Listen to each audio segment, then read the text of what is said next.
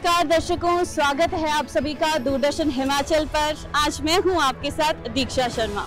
इस ऐतिहासिक रिज मैदान से आपके लिए आपका चहीता कार्यक्रम द रिज शो लेकर हाजिर हूं एक बार फिर से, जिसमें हम विभिन्न समसामयिक विषयों को लेकर जनता के बीच जाते हैं, उनके मनोभावों को टटोलने का प्रयास करते हैं।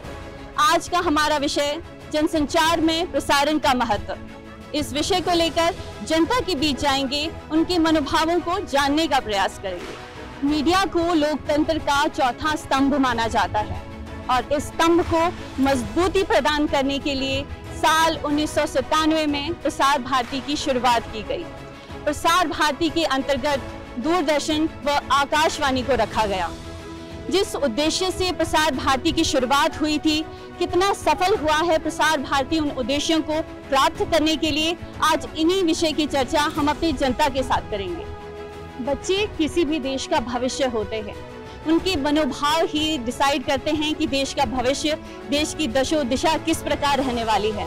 आज हमारे साथ कुछ बच्चे जुड़ रहे हैं, उनसे जानेंगे कि किस प्रकार टीवी का बदलता स्वरूप या प्रसारण का बदलता स्वरूप उनके जीवन को किस तरह प्रभावित करता है।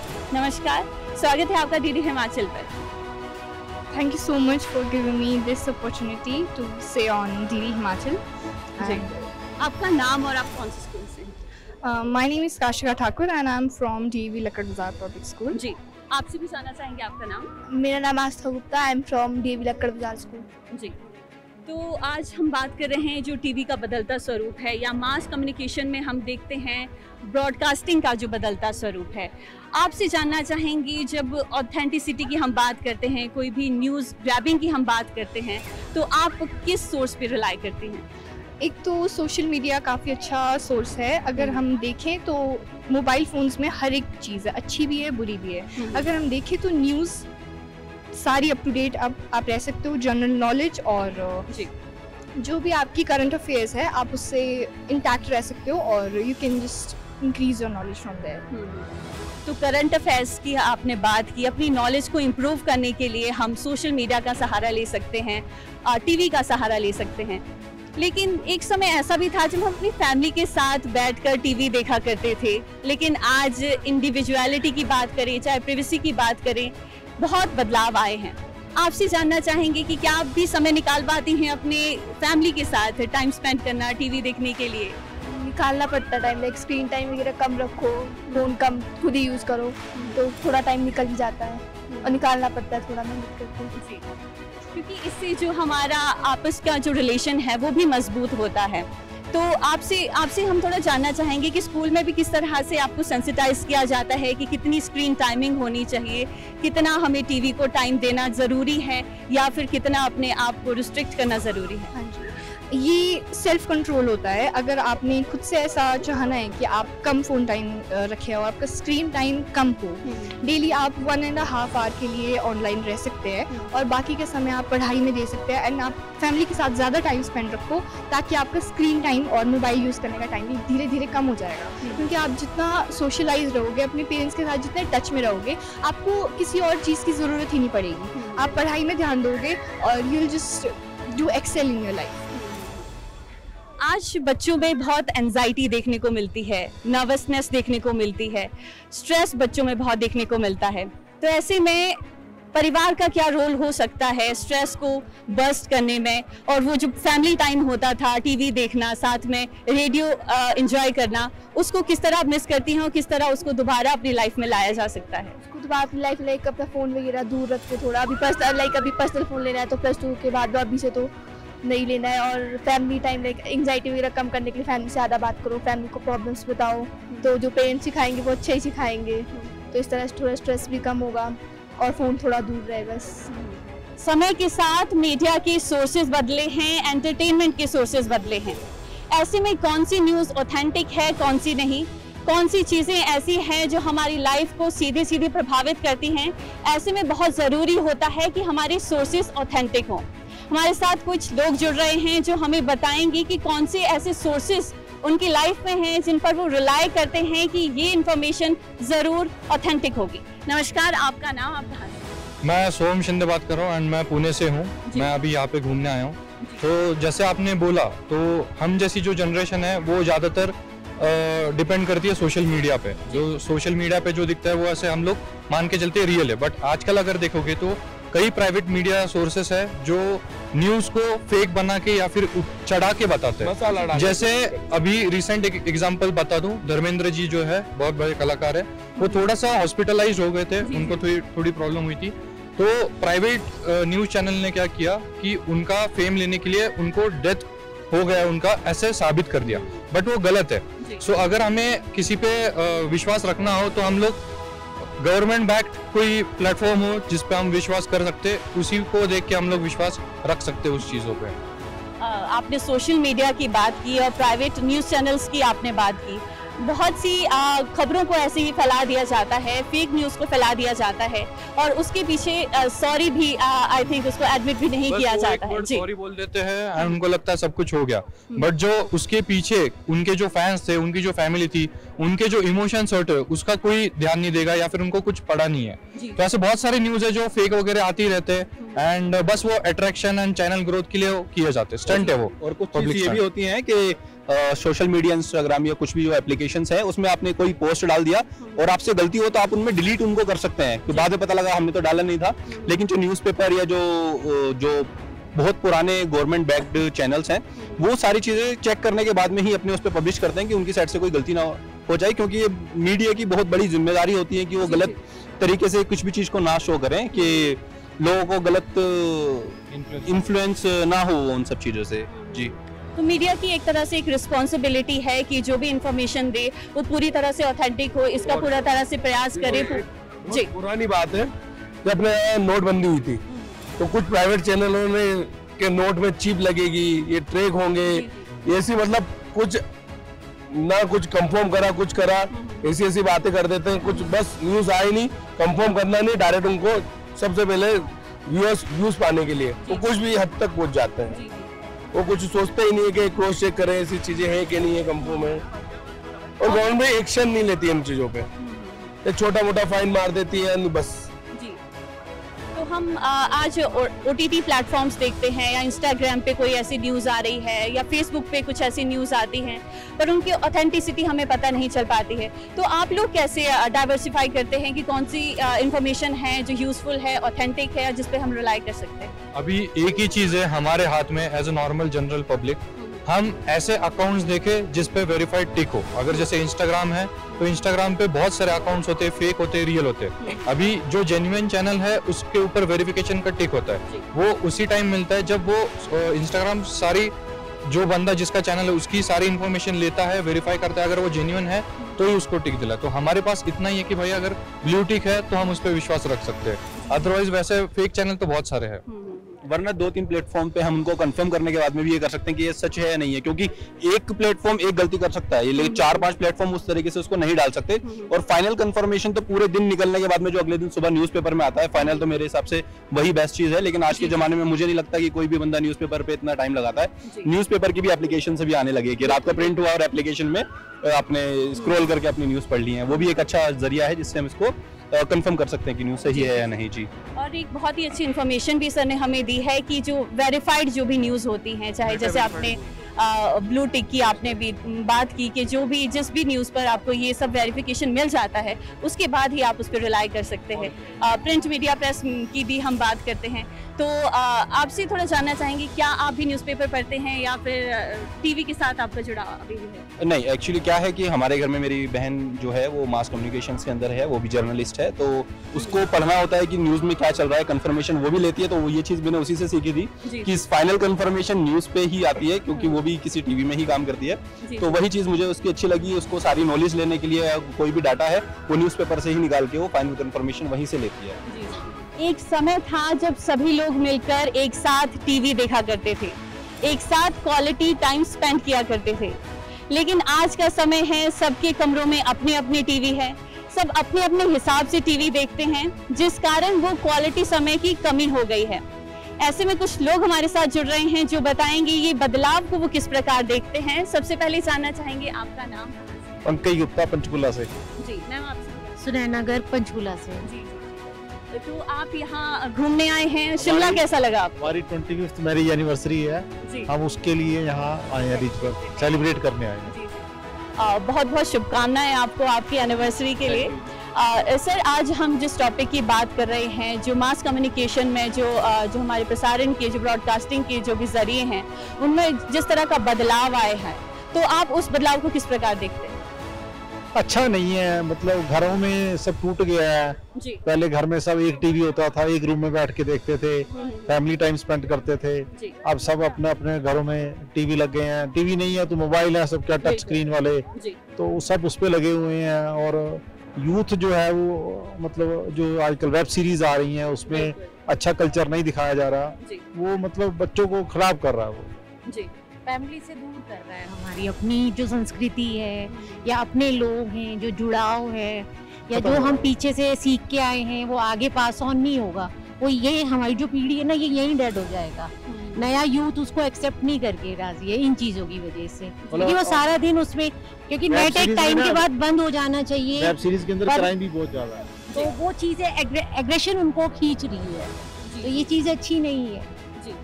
और टीवी पर जो चीजें दिखाई जाती थी तो उसका एक कोड ऑफ कंडक्ट होता था कि जी, एक चीज इस तरह से चीजें दिखाई जानी चाहिए, कुछ ऐसे रूल्स एंड रेगुलेशन होते थे। लेकिन आज हम देखते हैं OTT प्लेटफॉर्म्स हैं या फिर सोशल मीडिया में हम कोई भी रिस्ट्रिक्शन देखने को नहीं मिलती है। तो उस पे आप क्या कहना चाहेंगे? होनी चाहिए जी, सरकार को इसके ऊपर कोई कंट्रोल लेके आना चाहिए। और इवन रात को 9 बजे से लेकर सुबह 7 बजे तक कम से कम नेट बंद रहना चाहिए जी। मतलब नेट कम से कम, मोबाइल में नेट ना चले, जिसको कोई काम करना है लैपटॉप पे तो चल जाए पर मोबाइल पे ना चले, तो उससे यूथ रात को जल्दी सोएगा। और रात को मतलब एक पंडित जी कह रहे थे अब ना हमें वो बदलने पड़ेंगे विधान कि सुबह 4 बजे शास्त्र बदलने पड़ेंगे, 4 बजे उठो। तो अब जो नए ग्रंथ लिखे जाएंगे वो शाम के 4 बजे को ब्रह्म मुहूर्त मानेंगे, क्योंकि आज का यूथ शाम को उठना प्रेफर करता है। वो मॉर्निंग में उठना तो उसे जानता ही नहीं वो क्या चीज है। 5 बजे तो ये चीजें बदलनी पड़ेंगी, और ये जब तक नेट नहीं हाथ से जाएगा ना तब तक बच्चा नहीं होगा, और वही हमारी आगे की ग्रोथ का रोकने का कारण है। सबसे ज्यादा हेल्थ इश्यूज सबसे ज्यादा है। बच्चा जब मॉर्निंग में नहीं उठेगा तो वो कैसे आगे कंटिन्यू करेगा काम। तो इस चीज के ऊपर सरकार को तो बहुत ज्यादा सोचना चाहिए, क्योंकि 24 आवर नेट नहीं अच्छा है। चाहे वो बड़े हैं, हम भी अब उसकी लत में गिरफ्त में आते आ रहे हैं। और अगर हम अपने घरों में देखें तो ज्यादा बड़े अपने फोनों में व्यस्त रहते हैं। दादी नाना सा ज्यादा बिजी है जी। वो YouTube देखते रहते बैठे, अकेलापन दूर करते हैं वो अपना। जी, नमस्कार, आपका नाम? मैं याशिका, और फिर मैं मल्टीजन। जी, आप? रिया जी। तो अभी प्रेजेंटली आप कौन सी स्टडीज कर रही हैं और भविष्य में आप क्या करना चाहती हैं? मैं अभी BCom सेकेंड ईयर RKM से ही कर रही हूँ, और फ्यूचर में मैं बैंकिंग सेक्टर या फिर गवर्नमेंट जॉब के ऊपर ज़्यादा प्रेफरेंस ज़्यादा करती हूँ। जी। आपसे भी जानना चाहेंगे आपकी भविष्य की योजना? सेम है, मैं भी BCom सेकेंड ईयर, और मैं भी बैंकिंग लाइन में जाना चाहती हूँ। जी। तो आपसे हमने जाना कि गवर्नमेंट सेक्टर में आप अपनी सेवाएं देना चाहती हैं, तो जब गवर्नमेंट एग्जाम्स की हम बात करते हैं तो उसमें जनरल नॉलेज या करंट अफेयर्स का एक बहुत बड़ा सेक्शन रहता है। तो ऐसे में कौन से सोर्सेज पर आप रिलाई करती हैं कि ये बेस्ट सोर्स ऑफ इंफॉर्मेशन है, यहाँ से जो इन्फॉर्मेशन मिलेगी वो हमें एग्जाम में हेल्पफुल होगी? कौन से ऐसे सोर्सेज आपको लगते हैं? मोस्ट प्रोबेबली न्यूज़पेपर्स, क्योंकि वो उनमें मैं ज़्यादा ट्रस्ट कर सकती हूँ, वो ऑथराइज्ड होते हैं। और least prefer I will prefer social media, क्योंकि कुछ ज़्यादा पता नहीं चलता है कि कौन सी सही है, कौन सी गलत है, कौन सी सही सच्ची न्यूज़ है, कौन सी बस ऐसे ही टाइप है। जी। तो आप प्रिंट मीडिया पर ज़्यादा फोकस करती हैं और आपको लगता है कि जो इन्फॉर्मेशन उसमें मिलती है वो काफ़ी रिलायबल होती है। आपसे भी जानना चाहेंगे, इलेक्ट्रॉनिक मीडिया का भी आपके जीवन में कुछ रोल है या फिर प्रिंट मीडिया को ही आप प्रेफरेंस देती हैं? इलेक्ट्रॉनिक मीडिया तो काफ़ी सही हो चुका है, क्योंकि इलेक्ट्रॉनिक जैसे आजकल लोग ऑनलाइन शॉपिंग कर रहे हैं, वो एकदम सही हो चुकी है। सबको टाइम से सब कुछ मिल जाता है। जैसे शॉप में जाते हैं तो वहाँ पे थोड़ा टाइम वेस्ट हो जाता है, और जो ऑनलाइन शॉपिंग होती है उसमें लोग मतलब एकदम से सारा सामान उनको हाथों में मिल जाता है। उनको मतलब ऑनलाइन शॉपिंग मेरे लिए काफ़ी सही है। हम OTT प्लेटफॉर्म्स पर हम देखते हैं कोई भी रूल्स एंड रेगुलेशंस नहीं है। किसी भी तरह की भाषा का उपयोग किया जाता है, किसी भी तरह की अश्लीलता को फैलाने का प्रयास किया जाता है। तो आपको क्या लगता है, कोई ऐसे रूल्स एंड रेगुलेशंस बनने चाहिए, कुछ ऐसे कोड ऑफ कंडक्ट होने चाहिए जिस पर इन सब सोर्सेज को रिलाई करना चाहिए? सबसे पहले जो वार्निंग सबसे पहले आनी चाहिए। कोई भी शो या फिर OTT कोई कुछ भी हम शुरू करते हैं देखना तो सबसे पहले वार्निंग आनी चाहिए। और फिर आई थिंक गवर्नमेंट को भी एक तरीके से ध्यान रखना चाहिए इन चीज़ों में कि कौन सी चीज़ जा रही है आगे, क्योंकि आजकल का यूथ है वो आसानी से डाइवर्ट हो जाता है। तो फिर वो प्रेफर करता है कि कौन सी चीज़, अगर आप यूथ को अगर अच्छी चीज़ दिखाओगे वो अच्छी चीज़ों की तरफ जाएगा, बुरी चीज़ें दिखाओगे बुरी चीज़ों की तरफ जाएगा। सो आई थिंक कि इसमें कुछ एक्शंस लेने चाहिए। कई चीज़ों में गवर्नमेंट एक्शंस ले रही है, पर I think it's one of the most important topics जिसमें गवर्नमेंट एक्शन लेना चाहिए। हाय, मेरा नाम आयुष्मान है और मैं आगरा से हूँ जी। और अभी मैं यहाँ पे आया हूँ शिमला में घूमने के लिए जी। और रही बात आपने जो बोला, आज के टाइम पे देखो सोशल मीडिया या मीडिया जो भी है, पिछले के टाइम पे पता क्या होता था कि पिछले के टाइम पे सिर्फ और सिर्फ मीडिया हुआ करती थी। लाइक एक घर में एक रेडियो या फिर टीवी हुआ करता था जिसमें सब लोग बैठ करके ना सिर्फ वही कंज्यूम किया करते थे। तो उस समय सिर्फ और सिर्फ वही चीज हुआ करती थी, लोगों को क्या बोलते हैं एंटरटेनमेंट के लिए। लेकिन क्या अब जैसे जैसे क्या बोलते हैं जनरेशन और आगे बढ़ते जा रही है ना, तो क्या है लोग इवॉल्व भी हो रहे हैं। सब लोगों को ना लाइक मीडिया में दिखना है, लोगों को अपनी एक प्रेजेंस बनानी है, लोगों को अपनी एक क्या बोलते हैं एक अवेयरनेस फैलानी है अपने लिए।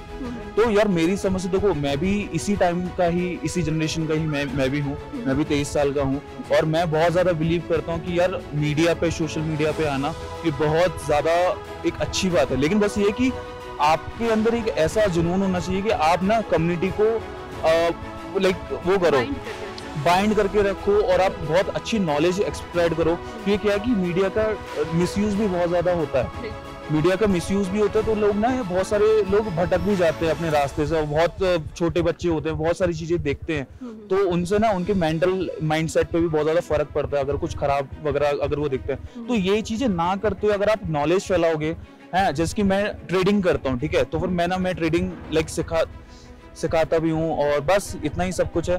तो मुझे पता है कि यार मुझे अगर दिखना है मीडिया में तो फिर मुझे एक एज अ टीचर मुझे दिखना है ना, ताकि मैं लोगों को ना सिखा सकूं।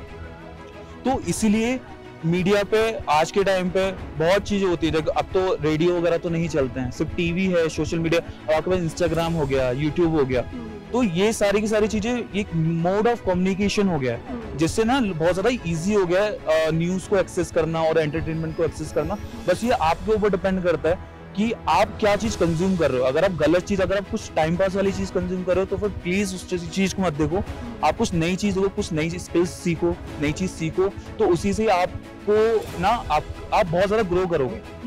अदरवाइज आप जो भी कर रहे हो, आप अपना टाइम वेस्ट कर रहे हो, इससे बढ़िया मत ही करो ये सारी चीजें। That's it.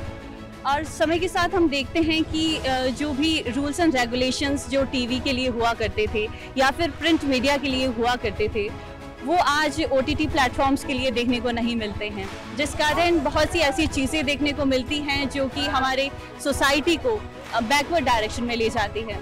तो आपका क्या मानना है, कुछ ऐसे कोड ऑफ कंडक्ट लागू किए जाने चाहिए, कुछ ऐसे laws and rules and regulation बनाए जाने चाहिए सरकारी तौर पर? देखो यार, अगर इसमें भी अगर आप इन सब चीज़ों में रूल्स एंड रेगुलेशन डालोगे तो फिर ना बहुत ज़्यादा हेट भी मिल सकता है, ठीक है, गवर्नमेंट को। अगर क्योंकि ये सारी चीज़ें, ये सारी पावर गवर्नमेंट होल्ड करती है, तो ये सब चीजें अगर आप गवर्नमेंट करेगी तो फिर ना बहुत हेटरेट भी हो सकता है। ये सब ना करते हुए देखो, पहले के भी टाइम पे रेस्ट्रिक्शंस क्या हुआ करती थी कि मम्मी होती थी, पापा होते थे, अगर आप ज्यादा टीवी देख रहे हो तो मम्मी मार देती थी, ठीक है, पापा मार देते कि ज्यादा टीवी नहीं देखनी, पढ़ाई भी एकदम भेज देते थे। तो आज के टाइम पे क्या है ना, अब मम्मी वाले जो पेरेंट्स है तो वो लोग भी बहुत ज्यादा चिल हो गए हैं कि ठीक है यार, बच्चा अगर खा नहीं रहा है तो वो बिना टीवी के आजकल खा नहीं रहा है।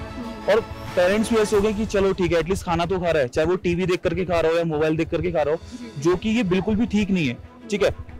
हाँ, ये हो सकता है कि अगर आप 18 से नीचे हो, अगर क्या बोलते हैं, अगर आप स्कूल में हो या अगर आप छोटे हो, तो पेरेंट्स को बहुत ज्यादा स्ट्रिक्टनेस दिखानी चाहिए इन सब चीजों में। क्योंकि क्या होता है कि बच्चे बहुत जल्दी सीखते हैं।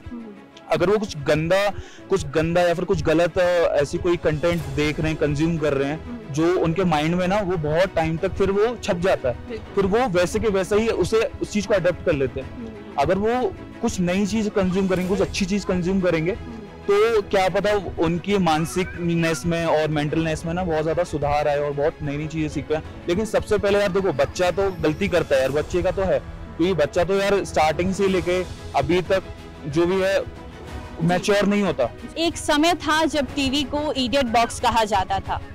ब्लैक एंड व्हाइट टीवी से लेकर कलर टीवी और आज स्मार्ट टीवी के रूप में काफी बदलाव देखने को मिला है।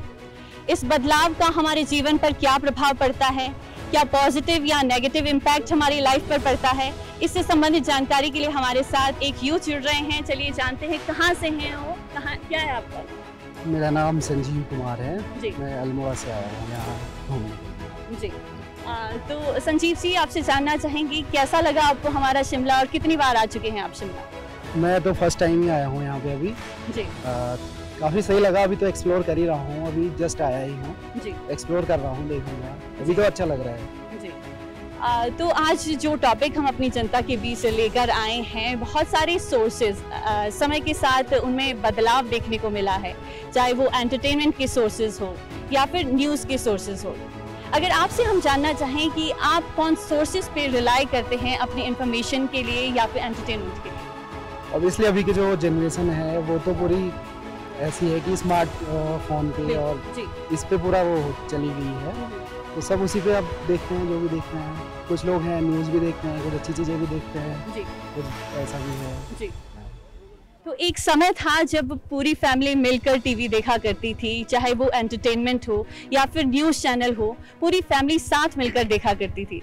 लेकिन आज हम प्राइवेसी की बात करें या इंडिविजुअलिटी की बात करें, सबके अपने अपने टीवी, अपने अपने चैनल हो चुके हैं, और जिस कारण जो हमारा सोशल जो बॉन्डिंग होती है वो कम हो गई है। इस पर आपके क्या विचार है? हम देखिए, ऐसा है कि पहले तो ऐसा था, सब एक साथ बैठ के एक कमरे में बढ़िया करके बैठते थे, पूरी फैमिली बैठती थी, बच्चे बैठते थे, बड़े लोग बैठते थे, टीवी देखते थे, उसके साथ साथ विचार विमर्श होता था। काफ़ी सही था, वो दौर भी अच्छा था।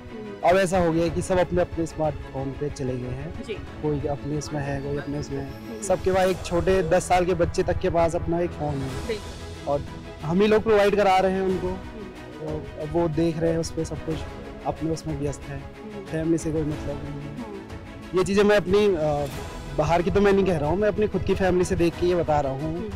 मेरी खुद की फैमिली में ऐसा है, मेरे भाई लोग हैं, मेरे माता पिता जो भी हैं, सबका अपना अपना फ़ोन है, सब अपने अपने रूम पे रहते हैं, अपने अपने फ़ोन में लगे रहते हैं। ऐसी है, तो ये मेरे को काफ़ी नेगेटिव लगा। अब बदल तो नहीं सकते, चल रहा है तो चल रहा है। और समय के साथ तो बदलना भी ज़रूरी होता है, क्योंकि ये जो AI का ज़माना है, टेक्नोलॉजी दिन ब दिन बदलती जा रही है और इसका सहारा तो हमें लेना ही पड़ेगा। लेकिन कुछ ऐसे रिस्ट्रिक्शन हमें अपने ऊपर भी लगाने ज़रूरी हैं और अपने बच्चों को भी समझाना ज़रूरी है कि कितना समय हमें स्क्रीन के लिए देना चाहिए, कितना समय हमें मोबाइल फ़ोन्स को देना चाहिए। ये सब चीज़ें हमें अपने बच्चों को भी सिखानी चाहिए। हाँ, वो चीज़ तो है। अभी देखो, आंखें सबकी इतनी कमज़ोर हैं, इसी वजह से है। बचपन से बच्चा पैदा हो रहा है, उसके कुछ साल बाद जैसे वो चलने बोलने वाला हो जाता है, उसके हाथ में फ़ोन होता है। ऐसा भी नहीं कि कुछ टाइम के लिए हो, दिन में फ़ोन, रात में फ़ोन, उसके बाद बहुत फ़ोन रहता है, तो इससे आंखों पे काफ़ी ज़्यादा नेगेटिव इफेक्ट पड़ता है, आंखें कमज़ोर हो जाती हैं। आजकल जल्दी देखो काफ़ी सारी बीमारियाँ हो जा रही हैं आँख की उनको। बहुत बहुत स्वागत है आपका। और जिस तरह से आज हम बात कर रहे हैं, समय के साथ AI का जो चलन चल पड़ चुका है, समय के साथ टीवी के रूप में बदलाव आया है, न्यूज़ कंजम्पशन में बदलाव आया है। अगर आपसे हम जानना चाहें, न्यूज़ कंजम्पशन के लिए या एंटरटेनमेंट के लिए आप किन सोर्सेज पर रिलाई करते हैं? हम तो देखो टीवी में रिलाइज करते हैं, देखो, क्योंकि AI का ज़माना जो ऐसे फ़ोन पे तो हम जो कुछ पर्सनली जो करेंगे वो शो होगा, या जो पब्लिकली जो सोशल मीडिया पे चल रहा है, जिसका जो मन कर रहा है अपने आप से पोस्टर डाली जा रहा है। लेकिन जो टीवी का प्रोसीजर प्रोग्राम ये है कि वो ना अपने बिल्कुल फेक कुछ नहीं चला सकता। AI जो जैसे बोला है आपने, AI वो अपने फ़ोन से जो मर्जी कुछ डाली जा रहा है। लेकिन जो AI का, अब दूरदर्शन बोल रहा हूँ, आपका जो टीवी का जो बहुत हमारी ज़िंदगी में बहुत बड़ा योगदान है, वो योगदान इसलिए है कि पूरा परिवार एक साइड से बैठा होता है और पूरा परिवार इस चीज़ को, कोई भी चीज़ टीवी में चल रही है पूरा परिवार देखता है। और टीवी का हमारे बच्चों के बड़े से बहुत उनको कुछ सीखने को मिलता है, कुछ देखने को मिलता है, कुछ आगे प्रेफरेंस करने को मिलता है। कहते हैं change is the only constant on this earth. जो समय के साथ बदलता है, समय उसकी इज्जत करता है और वो इतिहास भी बदलता है। तकनीक के पॉजिटिव एस्पेक्ट को साथ में लेकर चलना चाहिए और उसकी जो नेगेटिव एस्पेक्ट है उसे पीछे छोड़ देना चाहिए। इन्हीं विचारों के साथ आज का प्रोग्राम समाप्त करने की आप सभी से इजाजत चाहेंगे। नमस्कार।